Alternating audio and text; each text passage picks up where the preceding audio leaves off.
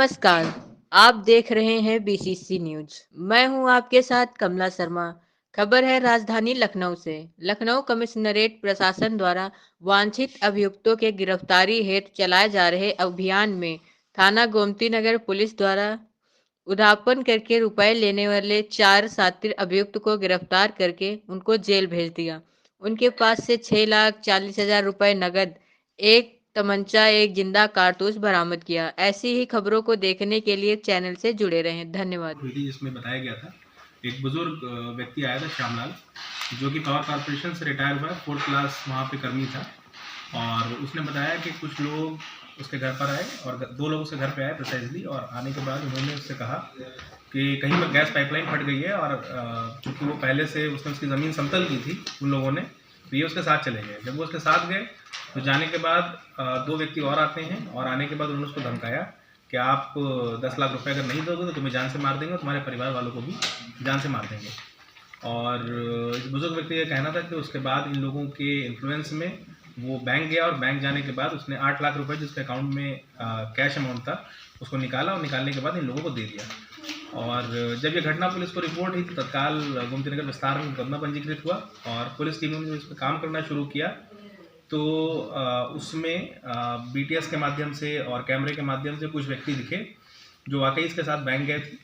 और जब उस पर फर्दर इन्वेस्टिगेशन हुई और बाकी टीमें जब लग के उस पर काम हुआ तो उसमें 4 लोगों की गिरफ्तारी हुई है, जिनके नाम क्रमशः ये हैं मोहम्मद सिताबी, यासीन, मोहम्मद इरफान और सलीम। इन 4 लोगों की इसमें गिरफ्तारी हुई है।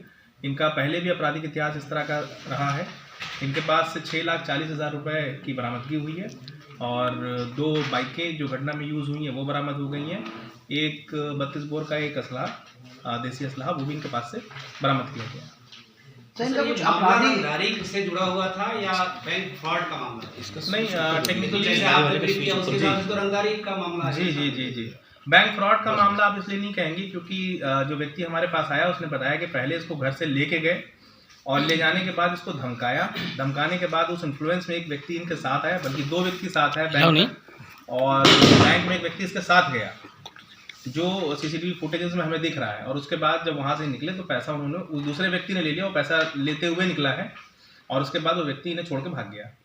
तो टेक्निकली रंगदारी का ही मामला दर्ज था, 386 का मामला दर्ज था कि डरा धमका के इससे पैसा ले गए थे। इन चारों का कुछ आपराधिक इतिहास भी है पुराना की?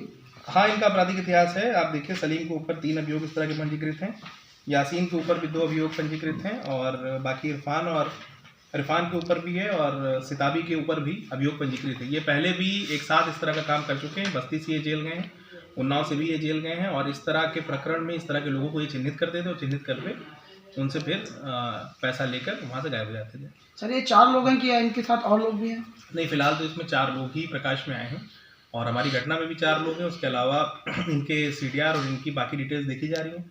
अगर कोई और भी इस घटना में होगा तो उसकी गिरफ्तारी भी की जाएगी। लगातार इतनी बड़ी घटनाएं दे रहे हैं, क्या पुलिस इस बार क्या कार्रवाई से करेगी जो जेल छूटने में आसानी ना? नहीं, इस बार चूंकि हमने इनको चिन्हित कर लिया है, और ये हमारे यहाँ के लोग नहीं है, बाराबंकी के लोग हैं, और बाराबंकी में पहले ये गोंडा गए। गोंडा में जाने के बाद इन्होंने जहाँ पे उसकी ज़मीन थी उसको समतल किया, और फिर इस व्यक्ति को चिन्हित किया। तो इस बार इस पर हम गैंगस्टर एक्ट की कार्रवाई भी करेंगे, और प्रयास करेंगे कि इस तरह के जो फ्रॉड्स ये लोग और कर रहे हैं, इनसे पूछताछ होंगे, कुछ नाम और आते हैं तो उन पर भी हम शिकंजा कसेंगे। सर, बाराबंकी पुलिस को भी क्या इनके बारे में सूचना दी जाएगी? इस तरह की घटनाएं कारित करने? नहीं, बिल्कुल सूचना दी जाएगी, बिल्कुल सूचना दी जाएगी। और जैसे आपको पता है कि हमारे क्राइम रजिस्टर में 2B या 2A जो फॉर्मेट रहता है, जो मुझे हमारे यहाँ का नहीं होता, दूसरे यहाँ का होता है, तो उसको बेसिकली लिखापढ़ी में इंस्पेक्टर की ओर से और हमारे डीसीपी साहब की ओर से वहाँ पर लेटर पत्राचार भी किया जाएगा, जिसमें इनका विस्तृत आपराधिक इतिहास वहाँ पर भी खोला जा सके, उन पर निगरानी रखी जा सके।